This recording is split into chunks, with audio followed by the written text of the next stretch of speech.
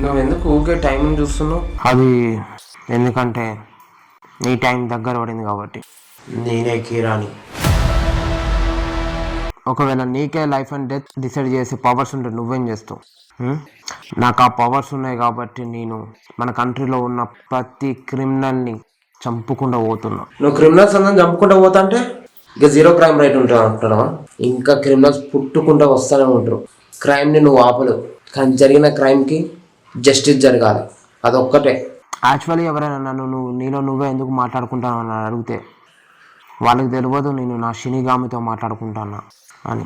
Please uncle, మీ ఇద్దరం బాగా ఆలోచించి డిసిజన్ తీసుకున్నాం. నేను మీ అమ్మాయిని బాగా చూసుకుంటాను. నేనైతే అస్సలు ఒప్పుకోను, ఎందుకంటే నువ్వు వేరే క్యాష్ కాబట్టి. కాదు కూడదు అని మీరు లేచిపోయిన ఏదైనా ప్లాన్ చేసిరు అనుకో, మిమ్మల్ని చంపేస్తాను. నువ్వేంది నన్ను చంపేది? ఇవాళ కరెక్ట్ గా 2:30కి నువ్వు వస్తావు. నీ కూతురు నాదే. ఎంత మంది అడ్డు వచ్చినా చంపుకుంటా పోతా.